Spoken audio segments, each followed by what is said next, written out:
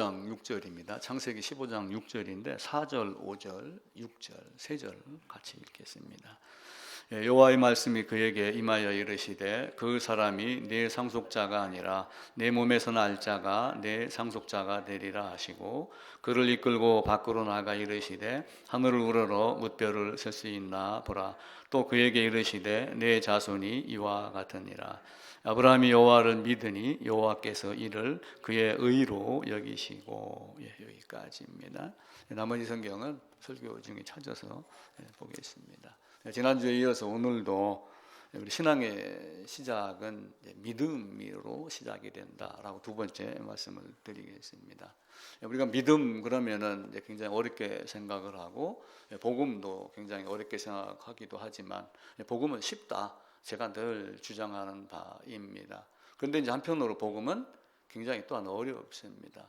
머리로 생각하면은 쉽고 마음으로 이해가 안 되면은 어렵고 이게 복음이 그렇게 돌변합니다. 또 한편으로는 이제 마음의 상태에 따라서 복음이 변하지 않는데 내 마음의 상태에 따라서 복음이 들어올 때, 보일 때, 보이지 않을 때, 들어오지 않을 때 이렇게 여러 개로 작동을 합니다.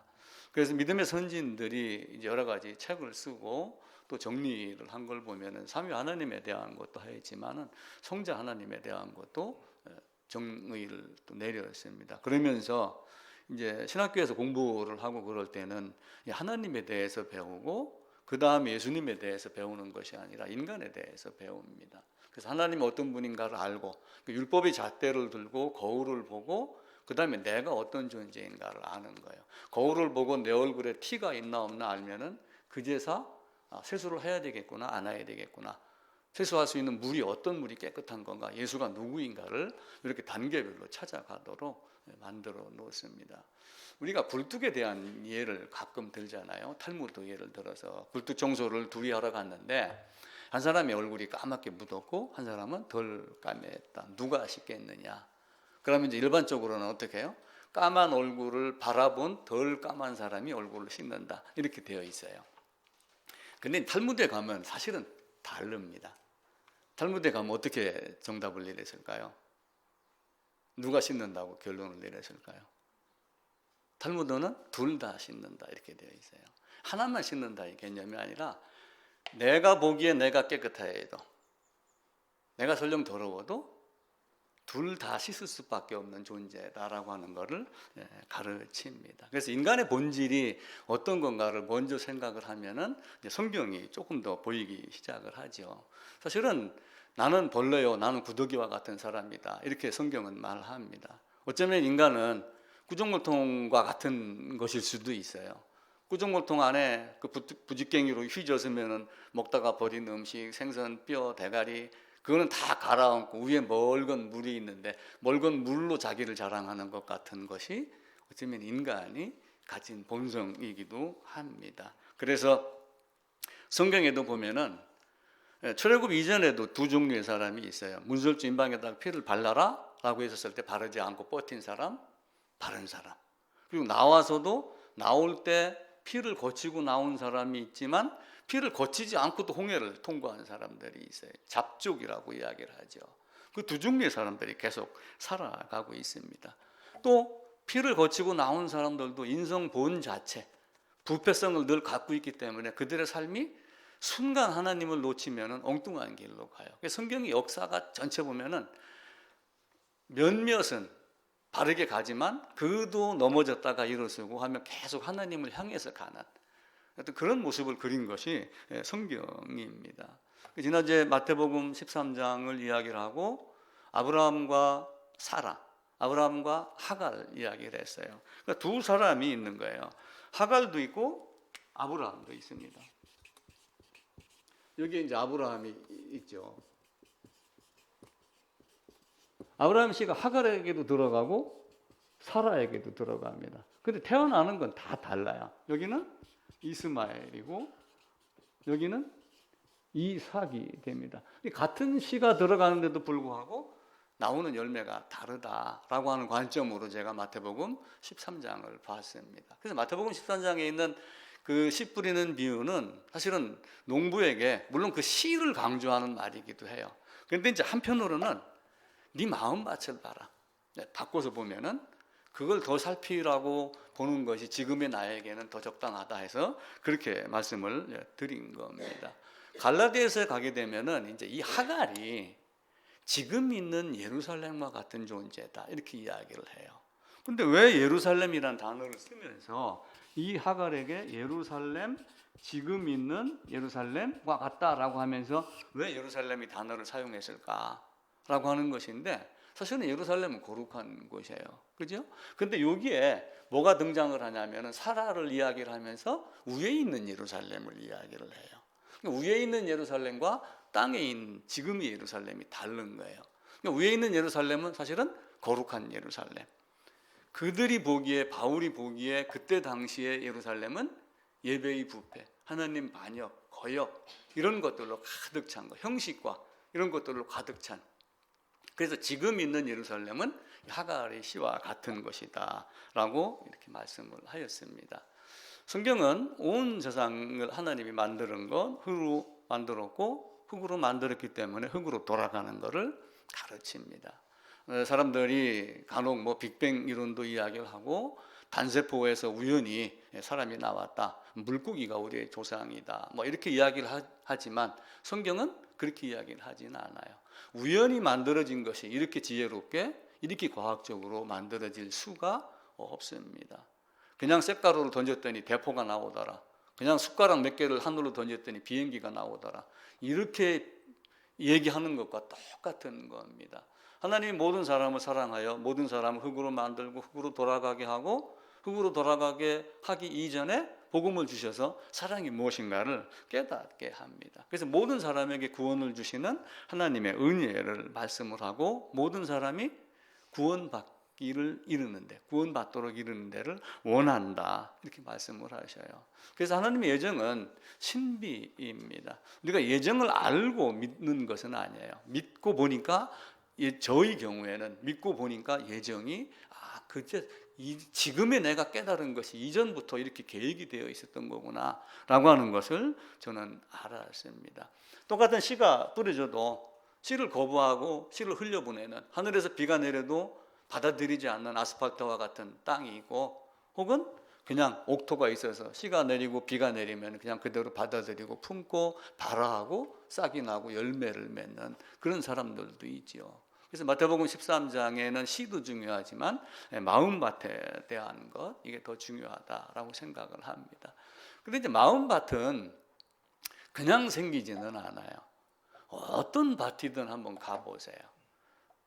없는 것 같은데 오래 갈았는데 올해 돌멩이를 캐냈어요. 그럼 내년에 농사 지으려고 또 가서 새서랑이나 들고 쟁기질을 하고 호미를 파보면 돌멩이가 또 있고 잡티들이 굉장히 많아요. 매년마다 그런 일들이 반복합니다. 그래서 저도 어떤 때는 설교를 하면서 쟁기를 들이대는 거예요. 여러분 마음판에다가 호미를 들이대기도 합니다. 잘 갈리면은 저는 기분이 좋고, 잘 안 갈리면 호미 자루가 부러지면 저는 집에 가서 그날 잠을 못 자고 이렇습니다. 여러분들도 마찬가지잖아요. 자식하고 무슨 얘기를 했는데 잘 되면 좋고 막 거역하고 부담 갖고 이러면은 또 저놈이 왜 그러지 이런 생각 들어가는 거하고 똑같습니다. 하나님이 참 묘하게 부부관계나 부자관계를 통해 가지고 하나님 사랑을 알게 하시는 이런 모습이에요. 근데 그것을 언제부터 했냐면은 영원전에 그리스도 예수 안에서 택했다, 그리스도 예수 안에서 연합이다라고 하는 걸로 시작을 합니다. 그래서 우리가 바울을 예정만 얘기한다 이렇게 이야기를 하지 아니하고, 제가 그리스도 안에서라고 하는 것을 연합이라는 관점으로 다시 말씀을 드렸습니다. 그래서 연합이라는 것은 그리스도와 나와 하나님과 내가, 그래서 이전의 믿음의 선진들 중에 어떤 사람들은 우리는 예수와 연합한다 이렇게 말을 하지만 단도직입적으로 하나님과 연합해야지 된다 이렇게 말을 했던 교부들도 있을 정도입니다. 우리는 굉장히 오류를 범하는 것 중에 하나가 개혁주의다, 개혁신앙이다라고 하면서 루터 칼빈 이후의 것만을 지금 취하려고 하는 것이 많이 있어요. 그 이전에 했던 것들을 개혁신앙이니까, 개혁주의니까, 개혁주의라고 하는 테두리 안에서 이야기한 것이 다 옳은 걸로만 여기는 것도 물론 옳은 게 거의 대부분입니다. 그런데 그것만 붙잡는 것 갖고는 또한 되지는 않아요. 그러면서도 그들도 성경을 기준으로 한 거기 때문에 우리도 그걸 참조하여 성경을 봐야지 됩니다. 그래서 연합은 우리가 십자가에서 연합 이 얘기만 자꾸 하지만 실제 연합은 영원 전부터 연합이라는 것을 하나님이 말씀을 하셨습니다. 내가 이 땅에 아담으로 인해서 그리스도와의 관계가 맺어지고 그리스도와 연합을 위한 매달림과 연합이 되어야지만 될 것을 미리 계획하고 생각하시고 영원 전부터 연합이라는 것을 준비해 놓으셨습니다. 그러니까 이 주님이 오셔서 이 땅에 계실 때 실제적으로 내가 예수 안에 있었던 건 아니에요. 왜냐하면 살을 파고 그 안에 들어가 숨어 있을 수가 없잖아요. 그런데 그럼에도 불구하고 하나님의 작정과 하나님의 섭리 안에서 내가 예수 안에 있었던 것이 보여야지 됩니다. 그래서 영원 전부터 예정한 것이 우리 주님이 오시면서 또 우리가 믿음으로 그러면서 그 믿음 때문에 살펴 거슬러 올라가다가 보니까 바울이 얘기했던 것이 이런 의미구나 라고 하는 거예요. 그러면서 성경은 두 사람을 대표자로 놔요. 첫 아담과 마지막 아담. 두 사람을 놉니다. 그런데 첫 아담에게서 그러니까 영원 전의 아담, 둘째 아담으로 오시기 이전의 그리스도에게서 예전 계획하셨던 것을 첫 아담으로 시작하여 풀어지게 하고 다시 되돌아가게 하는 묘한 방법을 쓰셨습니다. 우리는 성경에서 아브람이 아브라함이 됐다 이렇게 이야기를 하지만 이사야 선지자 같은 경우는 이사야서 51장에 보면 처음부터 아브라함을 불러냈다 또 이렇게 이야기를 해요. 바울도 어떤 때는 아브라함이라는 단어를 썼다고 어떤 때는 처음부터 아브라함이라고 얘기하는 것을 말합니다. 그래서 우리는 시작부터 하나님이 어떤 생각을 가지고 작정을 하셨을까? 하나님의 예정 안에 뭐가 포함이 되었을까라고 하는 것을 이제는 이제 볼 수 있는 눈, 마음의 눈이 더 깊이 열려야지 됩니다. 그래서 우리는 에덴 안에 있다가 아담 안에 있다가 아담 안으로 그리고 세상에 나와서 또 한 아담으로 나왔고 이제는 둘째 아담으로 들어가서 둘째 아담과 함께 연합이 되어 하는 이런 모든 것들. 그러니까 예수 그리스도가 십자가의 죽으심과 부활하심으로 하나님께 영광이 되었다면 우리도 그 예수 안에서 하나님께 영광이 된 그 기쁨이 우리에게도 있어야지 됩니다. 그래서 하나님은 우리에게 늘 물어요. 너는 누구냐? 제가 지난주에 그 시내에서 세상에서 이야기하는 간단한 노래를 부르면서 네 이름 아름답구나 나는 누구냐 나는 누구입니다 이렇게 했지만 우리는 코람데오라는 단어를 써가지고 하나님 앞에서 누구냐 이렇게 묻는 거예요. 그럼 하나님 앞에서 누굽니까? 그럼 하나님 앞에서 누구예요? 그걸 물었을 때 내가 답을 만드는 거예요. 그 답을 뭐로 만들어요? 믿음을 전제로 성경 안에서 하나님이 나를 어떻게 사랑하셨는가 그걸 가지고 찾아내는 겁니다. 그걸 간절히 찾았던 여인 5이 성경에 등장을 해요. 제일 첫 번째 여인이 누구 계세요? 족보를 따져 올라가고 우리가 알고 있는 여인 다말이에요. 다말은 그 하나님 앞에서 내가 누구인가를 그걸 찾으려고 그 하나님 안으로 들어가서 하나님 안의 삶을 갖기를 원해가지고 유다 안으로 들어가기를 발버둥을 친 거예요. 물론 사람이 보기에는 형이 죽고 나서 동생이 취했다, 형사 취수 이런 제도를 갖고 있고 어떤 대를 잇게 하기 위한 계대결혼이라고 하는 말로 하지만 실제 다말의 입장에서 보면은 유다 안으로 들어가지 않으면은 그는 그냥 낙엽과 같은 존재, 거름과 같이 그냥 사라지는 존재가 되기 때문에 그렇게 매달린 하나님 앞에서 어떤 존재가 되길 원했는가라고 하는 그 다말의 심정을 보면은 단순하게 어떤 그 이상한 모습이 아니라 복음의 관점으로 우리가 바라보면은 더 좋습니다. 또한 두 번째는 라합이라고 하는 여인이 있어요. 라합이 정탐꾼 둘이 왔었을 때 어떻게 반응을 했어요? 하나님에 대해서 압니다. 들어서 알고 있어요. 근데 그들이 왔었을 때 그들을 발견을 하고 그들을 집안에 들이고 숨겨주고 그리고 그들에게 부탁을 해요. 나와 내 집을 살려달라. 부탁을 하고 정탐꾼이 붉은 줄을 매라고 가르칩니다. 그러고 떠납니다. 떠났을 때 나중에 여호수아가 이끌고 여리고성을 공격할 때 밧줄을 매단 게 아니라 그 둘이 들어와서 이야기하고 갈 때 이미 밧줄을 매달아요. 그때부터 밧줄을 매달고 들어올 때까지 기다리고 있는 거예요. 그러니까 마지막 날 어떤 이런 신앙이 결정되는 게 아니라 지금 시작이 된 그것을 계속 유지를 하는 거예요. 만약에 숨겨준 것을 누가 봤다 들켰다 만약 이랬으면 라합은 죽습니다. 그 당시에 그런 위험을 무릅쓰고도 붉은 줄을 매서 표를 하고 살았다는 것. 그리고 그 사람들 말대로 네게 속한 식구 가족들을 다 내 집에 모으라고 얘기를 했었을 때 출애굽하는 장면과 똑같습니다. 피를 바르고 집 안에 거하게 하는 것과 같습니다. 그래서 라합도 살아납니다. 나중에 여호수아가 얘기해서 그들을 살려내라 이렇게 이야기를 하고 있죠. 또 하나는 룻이라고 하는 여인이에요. 룻은 시어머니 나오미가 그 방법을 가르쳐줘요. 다윗의 증조모가 됩니다. 그래서 보아스 안으로 들어가려고 애를 씁니다. 그 방법을 성령 하나님이 가르쳐줘요. 시어머니를 통해서. 아마 리브가가 이삭의 아내 리브가가 야곱과 에서를 가지고 야곱이 에서로 흉내를 내는 아마 이것도 성령 하나님으로 제가 생각을 합니다. 또 하나는 우리아의 아내예요. 그러니까 솔로몬을 낳았을 때는 다윗의 아내 밧세바고 첫 아이가 죽었을 때 죽기 이전의 여자는 밧세바가 아니라 우리아의 아내에서. 성경을 보면은 우리아의 아내에게서 이렇게 나와요. 그러니까 우리아의 아내에게서 사실은 이방인의 개념이에요. 왜냐하면 우리아가 햇사람인가 그래요. 그럼 밧세바도 햇사람이라고 할 수 있습니다. 족보를 피를 모르는데 그렇게 다 보고 있어요. 성경학자들도. 그럼 그가 사실은 누구를 바라본 거예요? 다윗 왕조를 바라본 거예요. 다윗 임금을 바라보고 이방인에게서 유대인을 바라보는 믿음으로 그냥 간음이다 이런 차원을 떠나서 한번 생각해 볼 필요도 있습니다. 또 마지막 여인은 마리아입니다. 마리아는 나단이 그러니까 다윗이 있고 그 다음에 솔로몬 나단이 나오는데 다윗 그리고 여기에 솔로몬 이쪽에 아마 나단이 셋째 자식인가 그러고 솔로몬이 네 번째인가 그래요. 솔로몬. 이렇게 해서 나중에 요셉이 태어나고 그리고 여기에 마리아가 태어납니다.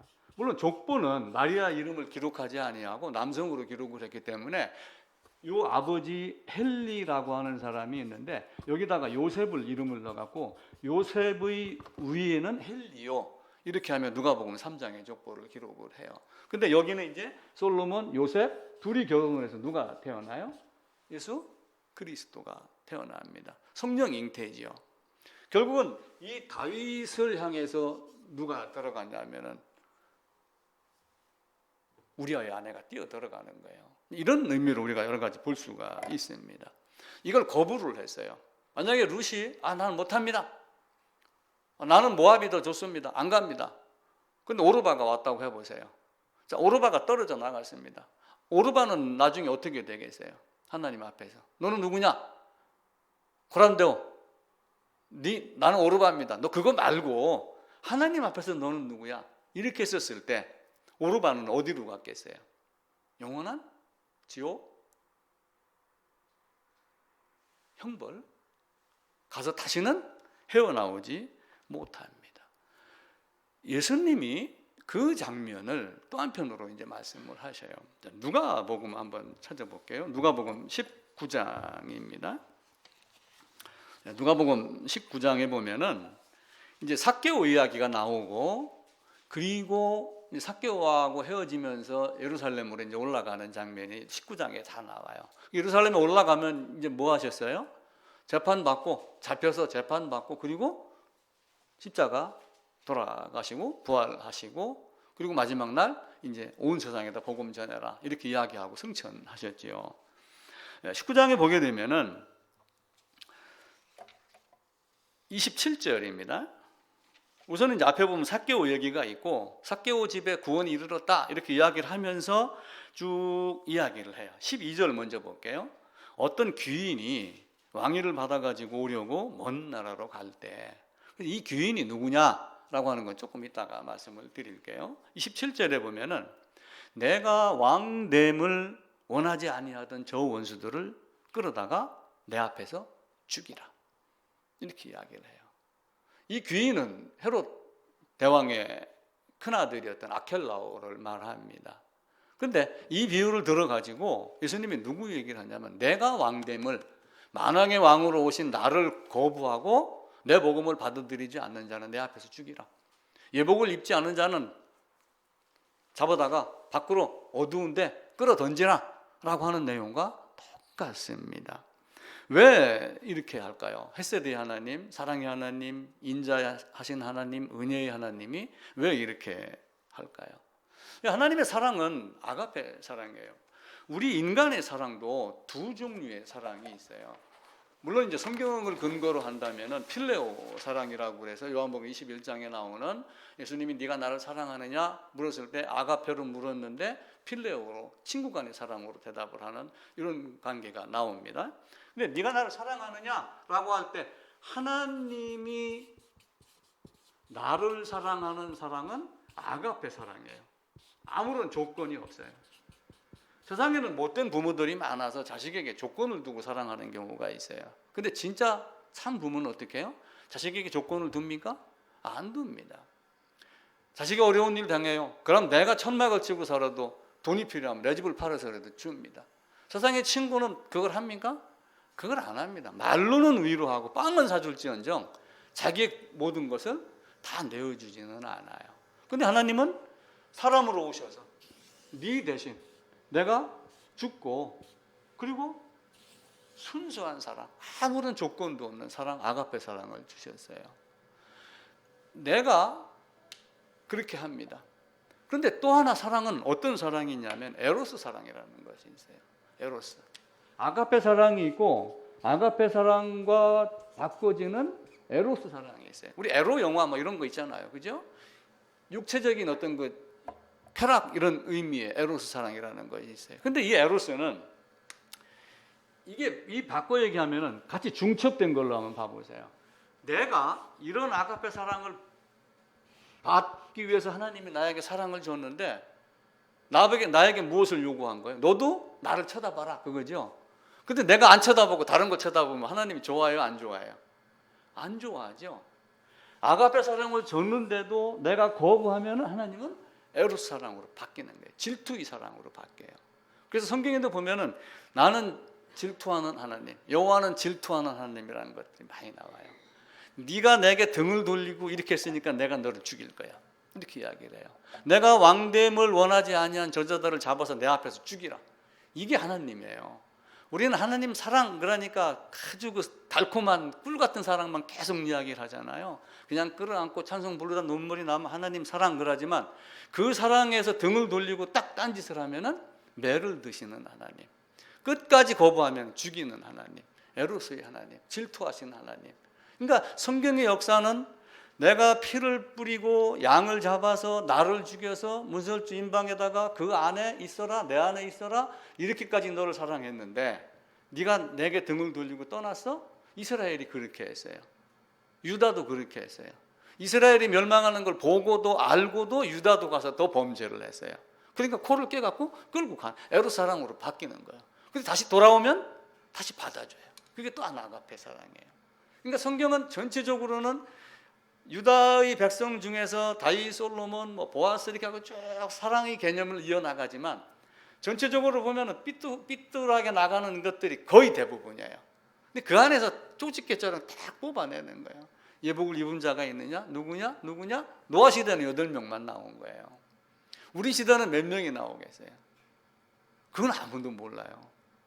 왜 하나님이 노아에게 그렇게 큰 배를 줬는데도 불구하고 8명만 태웠을까? 그럼 결국은 짐승 태우려고 큰 배 만드는 거야? 어떤 사람은 이렇게 말할 수도 있어요. 사람이 더 탈 수도 있잖아요. 하나님이 사랑을 그렇게 했으면 무조건 사랑이면 무조건 다 구원해야지 왜 아니야? 이렇게 하고 그러지만 고개를 돌리는 것까지 하나님 억지로 하진 않아요. 마음에 없는 사랑을 원하는 하나님이 아닙니다. 그래서 이 아가페와 에로스 사랑 중에 우리가 어떤 것을 하나님이 원하는가? 내가 왕됨을 원하지 아니하는 저 원수들을 내 앞에서 끌어다 내 앞에서 죽이라. 이게 하나님이에요. 어떤 귀인이 출발을 합니다. 어떤 귀인이 출발을 해가지고 이스라엘이 이렇게 있어요. 이스라엘이 있으면은 여기 갈릴리 호숫가가 있고 사해가 이렇게 있고 그러면은 여기 이제 헤롯이라고 하는 대왕이 통치를 했었어요. 이제 헤롯 위의 왕은 그 아버지는 나중에 말씀을 드릴게요. 우리가 이제 헤롯 대왕 이렇게 이야기를 해요. 일반적으로. 헤롯 대왕이 있고 헤롯 대왕이 죽고서 나라가 쪼개집니다.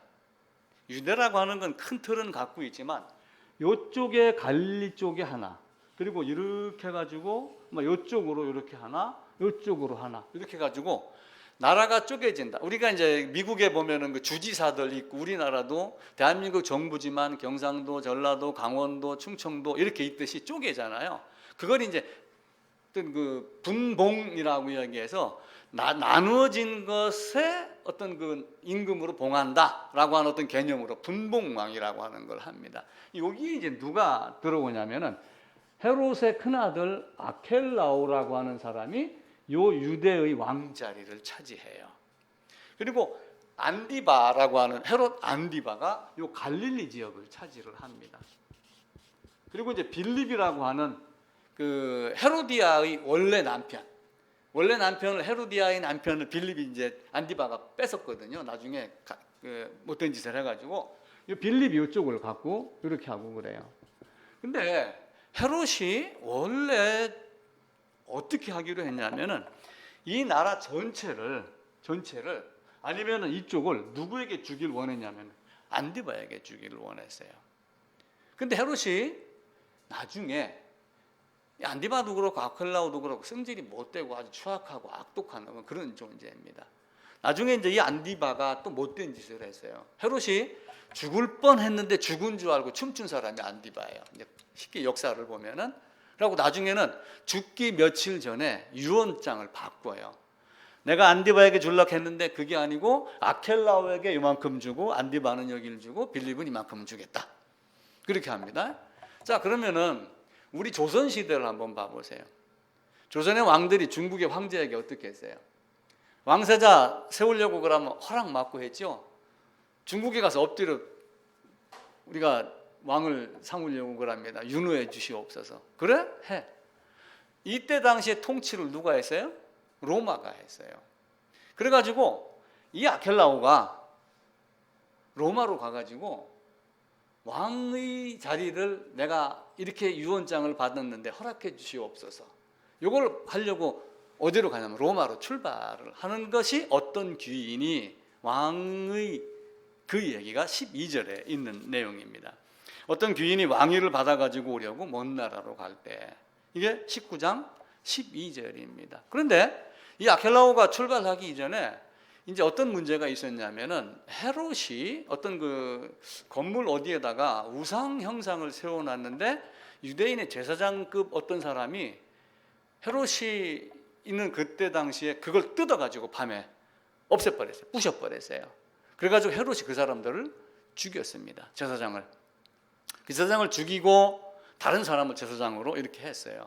그런데 이제 헤롯이 죽고 아켈라오가 이제 가려고 그렇게 하고 그러니까 여러 사람들이 또한 아켈라오가 악독한 행동을 많이 했어요. 아버지가 있을 때도 아버지 왕노릇하고 이렇게 하면서 그래갖고 여러 사람들이 로마에다가 아켈라오가 갔는데 거기다가 따로 대표를 보내가지고 아켈라오가 우리가 왕이 되면 안 됩니다. 이렇게 반대하는 상소를 올리고 그런 운동을 벌친 거예요. 예를 들면 정부에서 어떤 일을 한다. 그러면 무슨 문제가 생긴다 그러면 시민단체에서 막 이렇게 하고 그러잖아요. 그런 거 비슷하게 된 거예요. 그럼 만약에 그걸 나중에 아켈라오가 알았다고 해보세요. 그럼 어떻게 하겠어요? 왕의 자리를 받아갖고 와가지고 죽이겠죠. 저놈들이 내가 왕 되기를 싫어해서 저 원수 이리 끌고 와. 이렇게 안 했겠어요? 그 이야기를 하는 거예요. 그래서 로마에 갔는데 로마 황제가 내가 소문을 듣기로 아켈라오 너는 악독한 짓을 많이 하니까 내가 왕이라고 하는 직위는 주지 못하겠고 그 밑에 있는 위치를 주겠다. 민족의 통치자라고 하는 개념에 자리를 주면서 앞으로 선한 일을 하고 선하게 백성을 다스리면 왕의 직위를 내리겠노라 라고 하며 아켈라오에게 헤롯이 유언으로 남긴 이 땅을 이렇게 줍니다. 이게 이제 12장에서 갔다가 나중에 온 얘기예요. 그러면서 그 왕이 그런 시민단체나 어떤 다른 사람들이 로마 황제에게 가가지고 하면 안 됩니다. 왕이 주면 안 됩니다라고 반대했던 그 사람들을 나중에 와갖고 어떻게 하겠느냐. 그 이야기를 빗대서 그 이야기를 실제 사례를 빗대가지고 예수님이 만왕의 왕으로 오셨는데 나를 거부하는 자는 어떻게 되겠느냐라고 말씀을 하시는 거예요. 세상도 하물며 그러하거든. 일개 왕들이 만왕의 왕이 아가페 사랑으로 주셨어요. 근데 아가페 사랑이 아닌 엉뚱한 짓을 거부하고 엉뚱한 짓을 했어요. 그럼 어떻게 하시겠어요? 반드시 죽이죠. 그죠? 근데 이 헤롯의 혈통이 누구냐면 에서의 후손이에요. 에서 곧 에돔. 에돔이 이두메라고 하는 말로 그 그리스어로 이두메인가 그래요. 그래서 마가복음 어딘가 딱 한 번 나와요. 성경 전체에 이두메라고 하는 것이. 그러니까 그 에서의 족속을 이용을 해갖고 야곱 후손들을 지금 계속 질받고 하는 거예요. 근데 이 헤롯이 이제 로마를 빌붙어 갖고 이 자리를 차지해서 그런 형태로 이루어져 나갑니다. 그리고 그 에서의 후손으로 말미암아 나중에는 빌라도와 함께. 근데 이 아켈라오가 왕이 되고 나서 9년 동안인가 통치를 하다가 AD 6년에 죽어요. AD 6년에 사망을 합니다. 이 사망을 하니까 자리가 비잖아요. 그래서 그 후에 누가 와요? 로마 총독 빌라도가 옵니다. 그러니까 빌라도가 여기서 이제 총독으로 왕 노릇을 하는 거야. 로마 사람이. 나중에 이 안디바가 갈릴리 지역에 있는데 유월절 지키러 예루살렘에 왔다가 예수님이 잡혀 있었을 때, 그래가지고 빌라도하고 이렇게 해서 당일에 친구가 돼갖고 죽이자 말자 좋다 죽이자 이렇게 해서 넘어가는 사건이 이스라엘 역사에 이렇게 일어나게 됩니다. 헤롯이 몇 년도에 죽었냐면은 BC 4년도에 죽었어요. BC 4년도에 죽었는데 예수님이 태어났잖아요. 예수님이 태어났으니까 예수님이 몇 년도에 태어난 것 같아요? 우리가 AD 그러니까 AD 제로 이게 1년 이걸 자꾸 생각을 한단 말이에요. 근데 헤롯이 있었을 때 예수님이 태어나고 헤롯이 죽자 왔어요. 근데 헤롯이 BC 4년도에 죽었는데 그때 당시에 2살 이하를 다 죽였어요. 그래가지고 2살 이하로 만약에 친다라고 하면 BC 4년, BC 5년. 그래갖고 예수님의 탄생 연도를 BC 4년 혹은 BC 5년으로 추정을 하고 있는 겁니다. 그러니까 30년 살고 3년 공생애에 십자가, 그래갖고 십자가가 AD 33년이 아니라 AD 30년 정도로 보는 거예요. 이 역사학자들은. 그래서 헤롯 때문에 이제 도망가라 해갖고 어디로 도망갔어요? 2살 이하로 다 죽이니까 애굽으로 도망을 갔잖아요. 그래서 애굽에서 내 아들을 불렀다라고 하는 걸 이루어지게 만듭니다. 그럼 불러갖고 나중에 헤롯이 죽었다라고 하는 얘기를 듣고 이스라엘 땅으로 들어오는데, 이스라엘 땅으로 들어오면 어디로 오야지 돼요? 유다 자손이잖아요. 그죠? 다윗의 후손이니까 이쪽으로 오야죠. 그죠? 헤브론이 있는 쪽으로, 예루살렘이 있는 쪽으로 오야 됩니다. 근데 이 아켈로가 악독하다는 걸 알아요. 그래서 마태복음에 보면은, 마태복음 한번 찾아봅시다. 그 앞에 가서. 마태복음 2장입니다. 앞에 3쪽이네요. 15절에 보면 헤롯이 죽기까지 거기 있었다. 그래서 베들레헴에서 2살 이하로 다 죽였다. 그리고 19절입니다. 헤롯이 죽은 후에 주의사자가 애굽에서 요셉에게 현명하여 이르되 헤롯이 죽었으니까 가라 라고 해가지고 이스라엘 땅으로 들어옵니다. 21절에. 근데 아켈라오가 아버지 헤롯을 이어 유대의 임금됨을 듣고 거기로 가기를 무서워하더니, 왜냐하면 아켈라오가 악독한 짓을 많이 했어요. 무자비한 통치를 했어요. 그래서 요셉이 거기 가기를 두려워해가지고 어디로 가라? 꿈에 어디로 가라고 지시를 해요? 갈릴리로 가라고 지시를 해요. 그래서 갈릴리에서 선한 것이 나겠느냐, 나사렛에서 무슨 선한 것이 나겠느냐라고 하는 말씀이 이루어졌다라고 하면 예수님이 어디에 거하냐면은 여기 갈릴리 지방 나사렛에 거하게 됩니다. 이게 이제 유대 역사 이런 식으로 해서 헤롯, 아켈라오, 예수님은 그걸 사용을 하셨고 애굽에 갔다가 이스라엘 땅으로 들어오면서 원래 있었던 유다의 지파의 헤브론, 다윗성으로 아니 가고 나사렛으로 간 이유, 갈릴리로 간 이유가 여기에 등장을 하죠. 하나님은 우리에게 이렇게 많은 것들을 주면서 복음을 깨닫게 합니다. 그렇게 왕으로 오셨어요. 오셨는데 내가 왕됨을 거부하면은, 내가 왕됨을 거부했던, 내 복음을 받지 않는 저들은 내가 처음부터 분명하게 말했잖아. 이렇게 말씀을 하시는 거예요. 반드시 죽으리라. 그리고 마지막 날 심판이 있겠다. 그럼 내가 왕됨을 원하지 않은 저들을 다 죽이라 라고 하면 이 사례를 들어서 말씀을 한 거예요. 그런데도 불구하고 지금도 사람들은 그거를 거부하고 예수가 어디 있어? 그냥 하나의 그냥 한 사람 아니었어? 석가하고 비슷한? 석가보다 400년 늦잖아. 이렇게 자꾸 따지는 사람들이 있단 말이에요. 근데 하나님은 그런 하나님이 아니에요. 석가는 엄마 뱃속에서 나왔던 인간이었고 우리 주 예수님은 하나님이 사람으로 오신 거예요. 왜냐하면 인간의 죄를 담당하긴 해야 되는데 하나님의 진노를 받아야지 되는데 내가 만약에 하나님의 진노를 받으면 나는 어떤 존재가 돼요? 어떻게 돼요? 계란으로 바위치기라고 하는 게 있죠. 그죠? 돌을 바위에다 던지면 바위가 깨지나요? 아니죠. 계란을 바위에 던지면 바위가 깨지나요? 근데 바위가 계란 위에 떨어지면 계란이 박살난다. 같은 맥락의 이야기예요. 복음서에도 그 내용이 나오고 있습니다. 하나님은 이렇게 우리를 여러 방법으로 계획한 대로 이루십니다. 이 안디바가 빌립의 아내 헤로디아를 채웁니다. 그래서 아내로 삼아요. 근데 세례자 요한이 네가 남의 아내를 빼앗았구나 라고 하니까 어떻게 해요? 죽이려고 그러죠. 근데 죽이려고 했던 거는 사실은 안디바가 아니고 미워했지만 법인이 방법이 없었죠. 근데 안디바 생일 때 어떻게 해요? 잔치를 베풀면서 헤로디아의 딸이 춤을 추는데 네가 원하면 나라의 절반을 주겠다. 이렇게 하며 소원을 들어주는데 엄마한테 가서 어떤 소원 내놓을까? 요한 목 달라고 그래. 그래서 요한을 죽이는 거예요.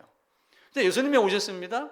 나는 요한을 죽였는데 능력 있는 자가 또 나타나니까 안디바가 예수님을 보고자 했어요. 왜 보고자 했을까요? 혹시 세례 요한이 살아났나? 두려웠던 거예요. 그만큼 마음속에는 다 자기의 잘잘못에 대한 뉘우침이나 반성이나 후회나 이런 거 다 갖고 있어요. 그게 지금 드러나지 않고 자기의 권력으로 그걸 커버를 해서 그러지, 만약에 하나님 앞에서 네가 내 복음을 거절해서, 네가 내 왕됨을 거절해서, 그럼 어떻게 되겠어요? 하나님 우리에게 믿음이 무언가를 계속 얘기를 하는 거예요. 주저없이 앞에서 여러 가지 이야기를 했지만 신앙의 시작은 믿음입니다. 행함이 아니고. 우리는 물론 나는 믿음으로 나온 행함이야 이렇게 하고 그러지만 실제 하나님은 진짜 믿음인가 아닌가를 먼저 확인을 하는 거예요. 오늘 읽었던 창세기 15장 6절에는 앞에 있는 두세 절 이야기가 있고, 그리고 15장 6절에서 하나님을 믿음을 그의 의로 여겼다 이렇게 한 것을 야고보나 또 바울이 인용해가지고 로마서 4장이나 야고보서 2장에서 그 말을 사용을 합니다. 그런데 야고보에 의하면은, 야고보서에 가게 되면은 야고보가 어떤 말을 하냐면은 아브라함이 이삭을 번제 드림으로 의롭다함을 받았다 이렇게 설명을 해요. 그러면서 믿음과 행함을 얘기하면 믿음을 보여라, 너는 행함이 없으니 나는 행함으로 내 믿음을 보이겠다 이렇게 이야기를 해요. 근데 행함과 믿음으로 나온 행함과 믿음 그 자체, 행위가 나오게 한 그 믿음이 뭔가를 우리가 먼저 보여야지 되는 거예요. 자, 믿음을 이야기를 합니다. 창세기로 다시 가보면은 창세기 15장이죠.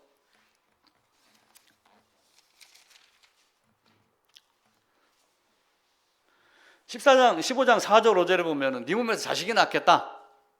뭇뼈를 셀 수 있나 보라. 네 후손도 이와 같이 많겠다. 그런데 하나님이 여호와를 믿으니 여호와께서 이를 그의 의로 정하셨다 이렇게 이야기를 해요.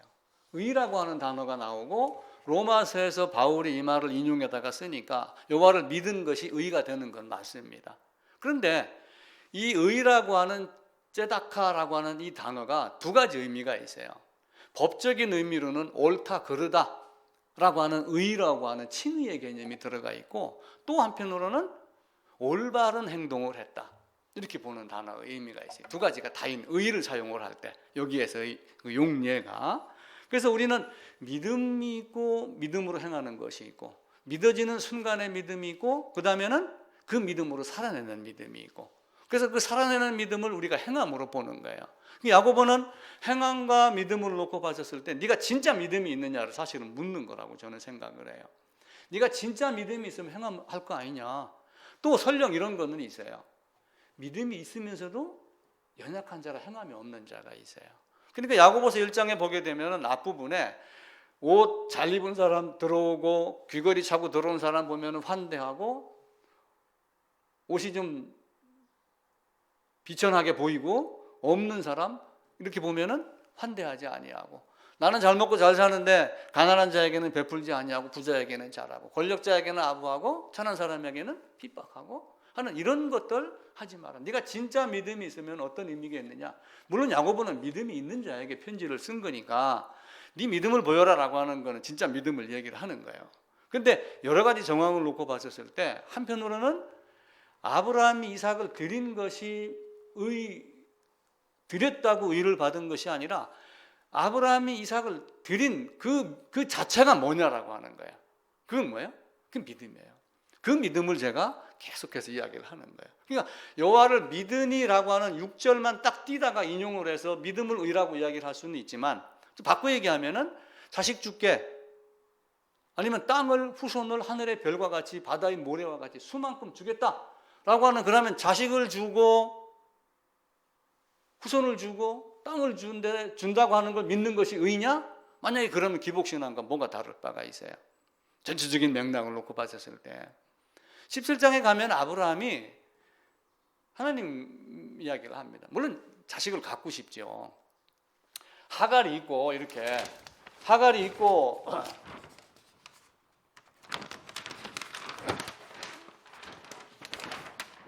사라가 있는데 본체 자식 갖고 싶죠. 누가 하갈을 갖고 싶겠어요? 근데 나중에는 아브라함에게 하나님이 뭐라고 얘기해요? 네 아내에게 자식이 있겠다 라고 얘기를 하니까 아브라함이 어떻게 말합니까? 우리는 사라가 먼저 웃었다 이렇게 이야기를 해요. 그죠? 아브라함에게 얘기를 했을 때 누가 먼저 웃었어요? 누가 웃었어요?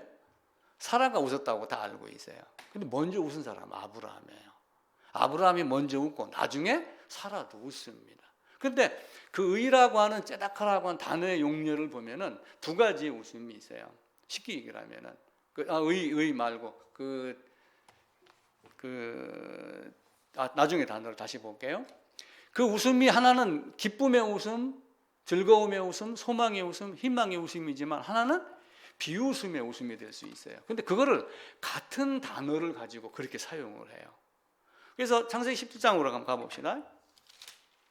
10장에 가면은 5절부터 너를 아브라함이 아니고 아브라함이라 해라 라고 하면서 민족이 왕들이 네개로 나오겠다 라고 하며 후손도 나오겠다, 할례를 받아라 라고 얘기를 하고, 15절에 하나님이 또 아브라함에게 이르시되 네 아내 사라를 사라라 하지 말고 사라라 하라, 아들을 낳아주게 하겠다, 여러 민족의 어머니가 되게 하고 민족의 여러 왕이 너에게서 나오겠다. 근데 17장 17절에 이제 아브라함이 엎드려서 웃습니다.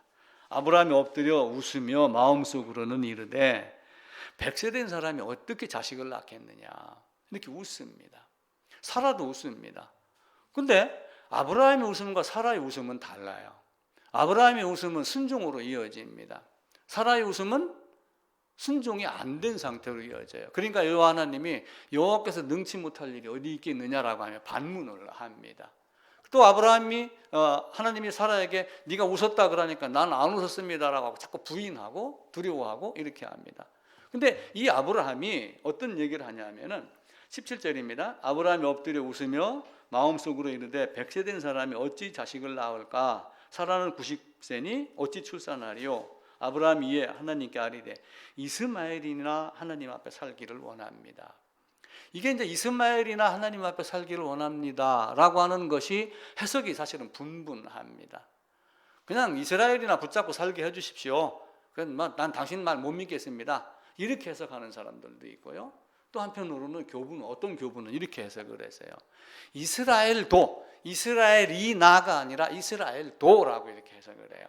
이스라엘도 나의 자식이니 이삭까지 준다면은 내게 갑절의 희망이 있는, 갑절의 영광이 되는 삶을 사는 사람이 내가 됩니다 라고 하는 뜻의 말로 17장 18절을 해석을 합니다. 그러니까 아브라함은 하갈에게서 났지만 이스라엘을 사랑했던 성품이 좋은 사람. 물론 이스마엘이 하갈이 이제 거절을 하고 끝내는 이삭 때문에 쫓겨나는 게 되지만, 끝내는 하갈의 자식 이스마엘은 족보에 들어가지 못하잖아요. 그럼에도 불구하고 처음에 줬던 이스마엘을 사랑할 수밖에 없는 온화한 성품의 아브라함을 이야기를 해요. 그러면서 이 앞절에서 얘기했던 하나님이 떠나고 올라가시자 뭘 하냐면은 할례를 행해요. 아브라함이 하나님의 말씀을 순종하고 그대로 따르면서 네가 99세가 된, 근데 내가 100세니 라고 하는 이 말이 나중에 바울에게 가게 되면은 히브리서에도 가고 히브리서 11장에도 보면은 내가 내 몸이 죽은 자와 같이 이렇게 얘기를 해요. 그러니까 100세니까 자식 나요, 못 나요? 못 낳죠. 근데 사실은 둘 다 믿음이 있는 거예요. 왜냐하면 하나는 경수가 끊어졌고 하나는 100세 된 자와 같이 죽은 자와 같이 됐으니까 말은 장작같이 아무것도 없는 존재가 되는 거예요. 그런데 마리아는 성령 잉태를 했어요. 그럼 사례는 성령 잉태를 했나요? 아니에요. 그죠? 아브라함과 사라가 육체적인 결합을 한 거예요. 육체적인 결합을 했다는 얘기는 그 말을 사실은 믿음에 따라서 행했다라고 하는 것이 되는 거예요. 그래서 행함과 믿음은 서로 다른 차원을 갖고 있어요. 믿지 않았다면 둘이 합방을 했겠어요? 소망이 없었다면 했겠어요? 희망이, 하나님 말씀을 믿지 않았다면 이삭이 태어났겠어요? 그렇지 않죠. 그래서 믿음이 먼저고 믿음에 따른 행함이 나중에 됩니다. 만약 이삭을 번제로 드리지 않았어요. 이삭을 번제로 드리지 않았으면 아브라함의 믿음이 없는 건가요? 믿음이 연약한 자도 있긴 있는데. 근데 여기서 아브라함, 이삭과의 관계를 믿음의 씨앗이 뿌려지고 믿음의 열매가 났다라고 하는 것 정도로만 이해를 하면은 아마 거의 될 겁니다. 행함이 없는 네 믿음을 보이라라고 하는 그 믿음은 믿음 자체를 부인하는 것이 아니라 머리 입술의 신앙으로 연약한 자의 삶을 벗어나라 라고 하는 의미로 받아들여도 됩니다.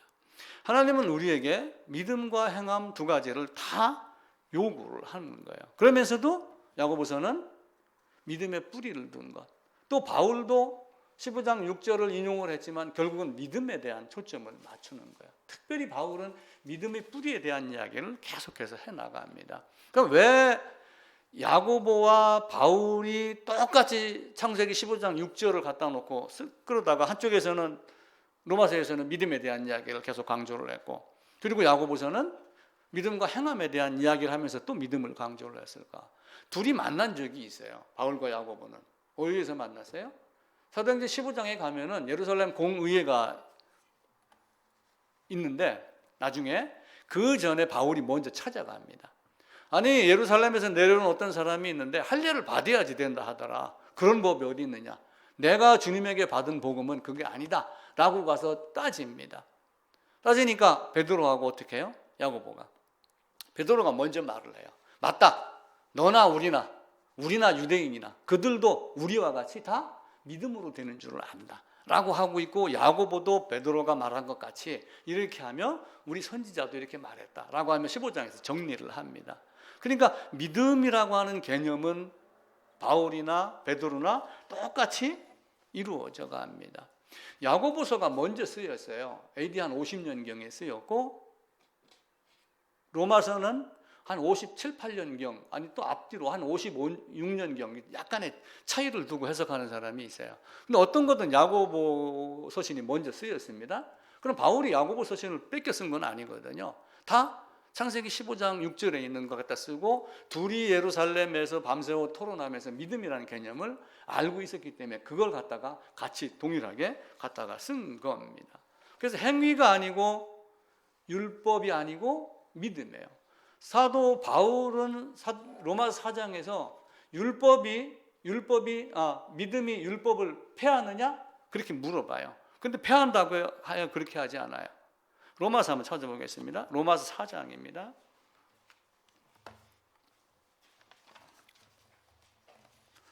로마서 3장이네요. 3장 31절입니다. 29절부터 같이 읽읍시다. 하나님은 다만 유대인이 하나님이시냐?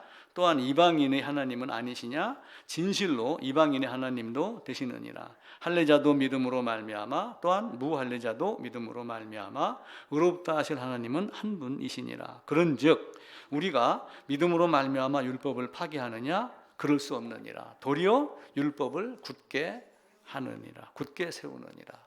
이 율법을 굳게 세우라고 하는 이 말에 같은 내용으로 야고보가 믿음 행함을 이야기를 하는 것이다 라고 하는 거예요. 네가 진짜 믿은 자만 믿은 자답게 살고 하나님이 이야기한 그 율법에 가난한 자를 도우고 이웃 사랑하고 계명 이야기하고 하는 이런 모든 것들을 네가 진짜 지키면서 야고보서 1장에 나와 있는 2장 전반부에 나와 있는 이런 식으로 가난한 자 멸시하지 말고 힘든 자 도와주고 이렇게 하는 삶을 왜 하지 않느냐? 진짜 네 믿음이 있느냐? 행함으로 믿음을 보여봐라 라고 하는 믿음에 대한 것을 강조를 하는 거예요. 그러니까 아브라함이 이삭을 바침으로 의롭다함을 받았다라고 하는 이야기도 결국은 믿음이 있기 때문에 바친 것 아니냐라고 하면 믿음을 주장하는 것이다 라고 저는 해석을 하고 있습니다. 15장 6절에서 상속자 주겠다 이렇게 믿겠다 했지만 4절 5절에서 상속자 주겠다 땅 주겠다 그걸 믿은 것이 믿으면은 기복신앙하고 똑같은 겁니다. 근데 실제는 그게 아니에요. 창세기 12장부터 계속해서 땅 후손 주겠다는 얘기를 12장, 13장, 15장, 17장 계속 연달아서 이야기를 해요. 근데 아브라함은 그걸 이미 아브라함의 믿음 언제부터 시작이 됐을까요? 갈라디아서 보게 되면 먼저 아브라함에게 복음을 전하되 이렇게 이야기를 해요. 그리고 갈대아우르에서 아브라함이 혼자 있었을 때 그를 불러냈다라고 하며 불러내면 받은 그때 당시에 그의 믿음이 홀로 있었을 때 믿음이 그때 생기는 거예요. 그 믿음 때문에 사실은 출발을 하고 출발하는 과정 중에 칭의가 있지만 성화의 과정 중에 어려움이 많아서 힘든 적도 많았고 넘어지기도 했고 이렇게 했겠지만 마찬가지로 하란에 머물고 애굽에도 내려가서 마누라도 누이라고 하고 이런 과정도 겪었지만 결국은 그 믿음 때문에 지금까지 살아내는 거예요. 그래서 아까 얘기했던 의롭다라고 하는 이 짜다크, 제다카라고 하는 이 단어가 법적과 행동의 두 가지 의미가 있는 겁니다. 아까 제가 말씀을 잘못 드렸는데 아브라함이 웃었다라고 하는 단어가 짜하크라고 하는 단어를 써요. 근데 이 짜하크 단어를 하나를 가지고 아브라함이 기쁨의 소망으로 웃은 것과 사라가 의심의 눈초리로 웃은 것과 같은 단어를 써서 해석을 해요. 그리고 나중에 똑같은 단어를 써가지고 이스마엘이 이삭을 조롱하더라라고 할 때도 이 짜하크를 써요. 그러니까 만약에 사라의 웃음이 이스마엘이 이삭을 조롱했다라고 하는 의미를 적용을 한다면은 사라는 하나님의 말씀을 들으며 경수가 끊어진 내가 어떻게 나요 하면 하나님을 사실은 속으로 조롱한 거와 같은 비웃은 거와 같은 의미의 웃음을 웃는 것이 되는 거예요. 그런데 그 웃음이 어떻게 됐어요? 아브라함의 소망의 웃음이 더 큰 기쁨의 웃음으로 됐고 사라의 비웃음이 나중에는 즐거운 웃음으로 된 거예요. 그러니까 이삭이라고 하는 그 이삭의 단어가 똑같은 그 웃음이라고 하는 짜크라고 하는 단어에서 출발을 해요. 그리고 그 이삭도 웃음이라고 하는 단어 짜크에서 출발해요. 이삭 이렇게 이야기를 해요. 우리는 이삭 그러지만 이제 외국 사람들은 아이작 이렇게 이야기를 하잖아요. 그래서 어떤 책 같은 거 보면 아이작, 뭐 영화도 보면 아이작, 그게 이삭이라고 하는 단어거든요. 같은 단어를 놓고 아브라함의 웃음과 사라의 웃음 다르게 해석을 해요. 의라고 하는 째다카를 놓고도 하나는 믿음의 의, 칭의의 의를 이야기를 하고 또 하나는 의로운 행동을 한 의. 그래서 여호와 하나님이 아브라함이 하나님을 믿음을 의로 여겼다. 아브라함이 이삭을 드림에 그의 믿음을 그의 행동을 의롭다 했다라고 하는 그 내용을 공동 번역에 가게 되면은 창세기 15장 6절을 아브라함이 하나님을 믿음에 그의 믿음을 그때 15장 6절에서의 믿음은 어떤 믿음이었어요? 자식 준다, 땅 준다라고 하는 거였어요. 그 15장 6절에서 믿음은 공동 번역에 가게 되면은 아브라함이 하나님을 믿음에 그의 믿음을 갸륵하다 여겼다 이렇게 해석을 해요. 그러니까 칭의의 그 의하고는 법적인 거하고는 약간 다른 거예요. 그래서 우리가 이제 그렇게 의롭다라고 하는 것을 잘못하면은 만약에 내가 안 드리면 의롭다 아니다라고 하게 되면은 문제가 되잖아요. 그러니까 지금도 간혹 어떤 이런 것 때문에 그러는지는 모르지만 어떤 사람들이 그렇게 해서 천국 가겠어? 충성해야지? 이렇게 얘기하는 사람들도 간혹 있어요. 그럼 그 사람들은 뭐예요? 그런 행위를 해야지 의롭다고 하는 거예요? 아니에요. 행위가 일어나게 한 그 믿음과의 차이점을 그러니까 잘 구별을 해야지 됩니다. 그래서 아브라함과 사라, 또 그 웃음, 이스마엘이 이삭을 조롱한 그 모킹이라고 하는 그 단어를 써서 조롱한, 또 그 단어를 써갖고 이삭을 만들어 놓은 것, 이런 것들을 우리가 잘 보고 소망의 웃음, 비웃음이 아니라 내가 경수가 끊어졌고 내 몸이 죽은 것 같지만 그래도 나는 하나님의 말씀을 따르겠습니다 라고 아브라함은 하나님이 떠나자 할례를 행하면서 이스마엘까지 할례를 행한 거예요. 로마서 4장 찾았으니까 4장 한번 봅시다. 아까 3장 봤죠? 4장입니다. 19절입니다. 로마 4장 19절. 그가 100세나 되어 자기 몸이 죽은 것 같고 사라의 태가 죽은 것 같음을 알고도 믿음이 약하여지지 아니하고. 그러니까 바울은 아브라함이 엎드려서 웃은 것을 이 관점으로 본 거예요. 그죠? 사라도 그런 관점으로 본 거예요. 히브리서 11장 12절인가 가면 같은 내용이 나와요. 히브리서도 바울이 쓴 걸로 대다수가 여기고 있습니다. 히브리서도 한번 가봅시다.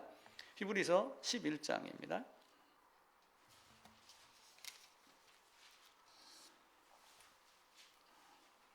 11절 12절입니다.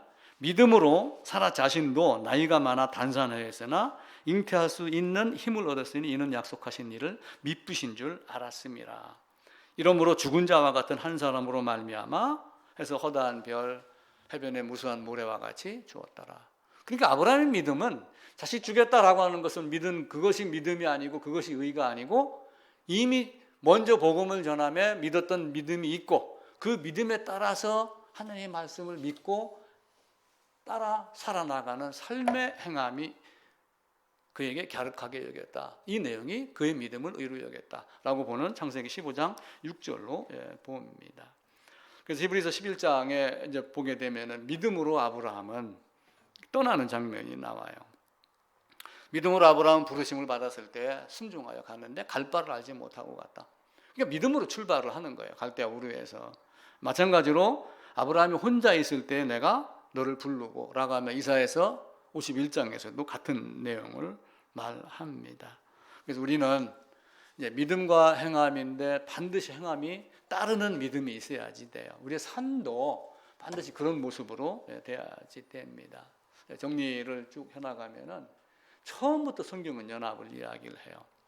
물론 에덴 동산에서 아담에게 연합을 이야기를 하진 않아요. 근데 사도 바울을 통해서 영원전에, 만세전에, 창세전에 예수 안에서 이렇게 하며 이전부터 우리가 예수 안에 있었던 것, 그리고 또 한편으로 우리의 믿음 속에서 첫사람 아담 안에서 둘째 사람 아담 안으로 넘어가는 또 연합을 또 요구를 해요. 그런데 거듭나서 보이니까 이미 내가 어떤 과정을 거친 거예요?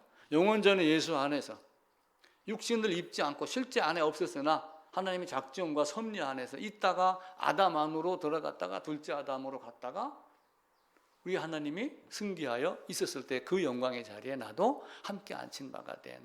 그래서 그 연합을 우리가 자세히 보면은 우리 주님이 십자가를 졌었을 때 내가 예수 안에 실제로 존재하지 않았어요. 이 땅 오셨을 때 그분의 형제들도, 육신의 형제들도 예수를 믿지 아니하였고 어머니도 의심하였었어요. 씨를 받을 때는 주여 그 말씀이 내게 이루어지이다라고 냉큼 받아 먹었지만 점점점 성장하면서 뭔가 좀 바라보고 믿고 지켜보고 했지만 혹시나 이런 생각도 있었겠죠. 나중에는 기도하인 여인으로 형제들도 유다, 야고보 전도자로 이렇게 나서게 되죠. 그 예수 안에서 우리가 어떠한 축복으로 연결된가를 하나님께서 미리 작정하고 아시고 창세전에 영원전에 예수 안에서 너를 예정했다 라고 하는 것, 그 예정만 보지 말고 예수 안에 있었다라고 하는 연합의 개념도 미리 보시기를 부탁을 드리고, 예수님이 그 진노를 짊어질 수 있는, 인성으로 하나님의 진노를 감당할 수 있는 분은 사실은 하나님 한 분밖에 없어요. 세상에는 아무도 없습니다. 그런데 사람의 죄는 사람이 감당해야 되니 죄 있는 사람의 모양으로 오고, 그래서 우리가 죄를 넘겨준 것이 아니라 죄인을 넘겨준 것으로 봐야지 됩니다. 육신의 죄를 정해서 죄인으로 죽으셨으니 우리도 죄를 넘겨주는 것이 아니라 나 자신을 넘겨주는 거예요. 지금 기독교보에도 어느 분이 복음 해갖고 이렇게 한 한 챕터를 이렇게 써서 기사를 내는데 지난주하고 이번 주에 신문에 보니까 죄를 넘겨줬다고 자꾸 이렇게 글을 2번을 연속해서 썼더라고요. 제가 한번 그 문자를 한번 보내보려고 그래요. 이런 건데 이렇게 하지 말고 이렇게 설명하는 것이 좋습니다 라고 한번 대구의 삼성교회 목사님하고도 제가 한번 문자를 주고받은 적이 있어요. 그분도 연합을 이야기를 해요. 근데 연합을 그냥 두리뭉실하게 연합만 자꾸 얘기를 하지 다른 얘기를 안 하시길래 제가 이런저런 이야기를 잠깐 나눈 적도 있었거든요. 우리가 연합, 죄인 이 관계가 명확해야지 어디 가서든 흔들리지 않습니다. 어떤 죄를 넘겨줬어요? 죄를 넘겨줬다고 하는 분에게 제가 묻고 싶은 거예요. 어떤 죄를 넘겨줬어요? 10,000가지를 넘겨줬다고요? 호세아서에 있는 대로? 그럼 10,000가지 한번 다 적어보세요. 그럼 또 안 생겨요? 자고 일어나면 죄 생기고 그러는데 근본인 뿌리를 뽑지 않으면 사과나무에 사과가 열리지 않게 하려면 사과나무를 뽑는 방법 이외에는 없어요. 사과 따고서 사과 없다 하는 건 연구가 하는 말이고 다른 사람이 그렇게 말하지 성경은 그렇게 말하지 않아요. 의로운 행동을 해야 의로운 것이 아니다라고 하는 거예요. 의로운 자들 중에도 다윗과 같이 넘어지는 자가 있었어요. 그래서 믿음을 우리가 먼저 보고 채찍을 맞으면서라도 믿음에 따른 행함을 우리가 쫓아가야지 되고 실패했으면은 넘어진 그 자리에서 일어나야지 돼요. 물리적으로도 우리가 넘어지면 넘어진 데서 일어나지 갑자기 여기서 넘어졌는데 부산에서 일어납니까? 그게 아니잖아요. 우리가 하는 말로 넘어지면 넘어진 그 자리에서 일어난다 그 얘기는 내가 잘못한 거 다 해결하고 일어나라 그 얘기예요. 우리의 삶이 그러하던 간에 의로움의 열매와 의로움 그 자체를 우리가 구별해야지 돼요. 그래서 아브라함이 이삭을 드린 의로움의 열매를 고차원으로 보고 땅과 후손을 준다는 걸 믿음의 의로 여겼다라고 하는 그 의로움의 열매를 보고 그 믿음 따라서 사는 그 갸륵함을 본 것으로 보고 또 한편으로 우리는 칭의에 대한 의를 또 찾아 나가셔야지 돼요. 하나님이 나를 어떻게 사랑하셨는가라고 하는 것 꼭 보고 항상 믿음을 앞세우는 우리 모든 분들이 되셔야지 됩니다. 아는 만큼 실천이 되는 거예요. 아는 만큼. 모르면 실천이 안 됩니다. 어떤 사람이 시험을 봤어요. 대학교에 가가지고 공부를 열심히 밤을 새워서 공부를 했는데 나도 시험 볼 때 답안지를 못 써갖고 멍하니 앉아 있었을 때도 있었습니다. 다 나갔는데 혼자 남아서 답안지를 자꾸 끙끙대고 있으니까 교수님이 다가와서 묻더래요. 아직도 답 못 썼느냐? 아유, 어려워서 못 썼습니다. 제가 공부를 다 못한 것 같습니다. 그랬더니 교수님이 하시는 말이 네가 지금 답안을 못 쓴 것은 공부를 했기 때문이다. 공부 안 하는 건 다 나갔다고 해서 공부를 했기 때문에 지금 뭔가 지금 그걸 기억해내려고 네가 바둥거리는 거지 그렇게 이야기를 했더래요. 뭐 그것 때문에 또 은혜 점수를 줬는지 안 줬는지는 모르지만은 그런 믿음이 있었을 때 우리는 살아내려고 하고 그렇게 공부를 했었을 때 그걸 기억해내려고 갖고 바등바등 연필을 붙잡고 씨름을 하는 거예요.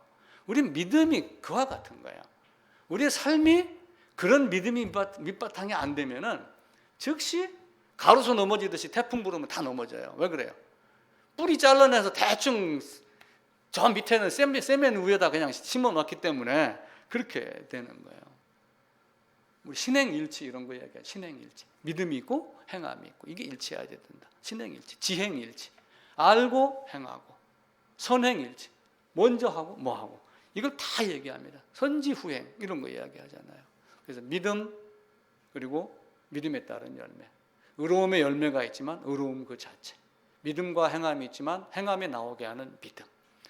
항상 믿음이 뭔가를 알고 넘어질 수 있습니다. 칭의 성화 이야기할 때 100% 이렇게 되는 사람이 없어요. 칭의를 가는데 점진적인 성화 제가 얘기 많이 드렸잖아요. 그죠? 점진적인 성화. 이렇게 있다가 여기 있는 사람이 딱 넘어갔습니다. 구원받았어요. 여기는 세상이고 여기도 세상인데 여기는 교회 바뀌고 여기는 교회 아니에요. 거듭나는 구원받음이 딱 있어요. 그러면은 거듭난 사람이 즉시 행함이 딱 100점까지 딱 돼가지고 쫙 온전하게 이렇게 나가나요? 이건 다윗도 못했고 솔로몬도 못했어요. 가다 보면은 선로역정 봐보세요. 성경책 들고 가다 졸다가 성경책 잊어버리는 일 있었지요. 졸다 잡혀갖고 감옥 안에 갇혔지요.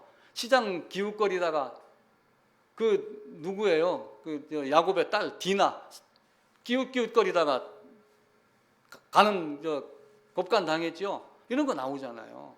점진적인 성화로 계속 이렇게 헤매는 사람도 있고, 어떤 사람 올라갔다가 내려오는 사람도 있고, 여러 종류의 사람이 있는 거예요.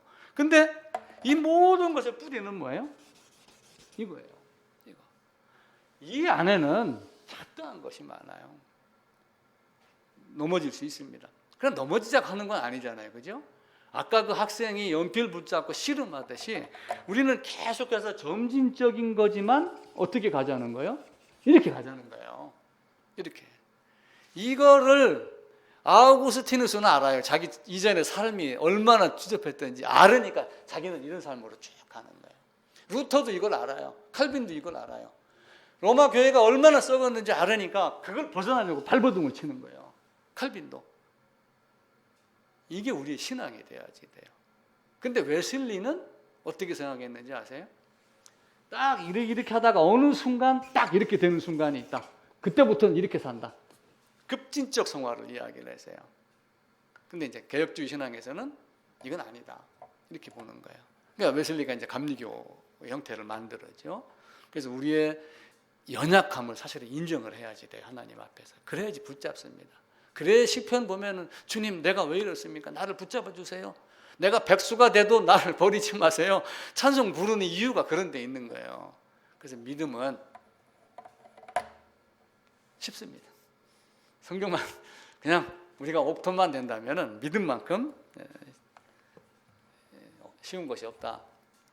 물론 이론과 실제가 다르지만 아브라함과 같이 3일길을 가며 이삭을 드릴 수 있는 이론과 실제가 같은 사람, 또 넘어져서도 다윗과 같이 순간 잘못했습니다. 고백할 줄 아는 사람. 뭐 이 정도만 되면은 또 바울과 같이 이전 거를 배설물로 그냥 버릴 줄 아는 이런 담대함, 이런 깔끔한 정리. 이것만 있으면은 믿음만큼 쉬운 게 어디 있어요? 지금 누가 교회 오면은 뭐 총 들고 죽인다고 합니까? 그런 거 없잖아요. 온 세상 아담 이후로 지금까지 지금과 같이 안전하게 예배드리는 적이 없었어요. 지금 행복으로 알아야지 돼요. 그 행복 안에서 너도 나도 예배당에 앉아 있으니까 나도 다 믿은 자다.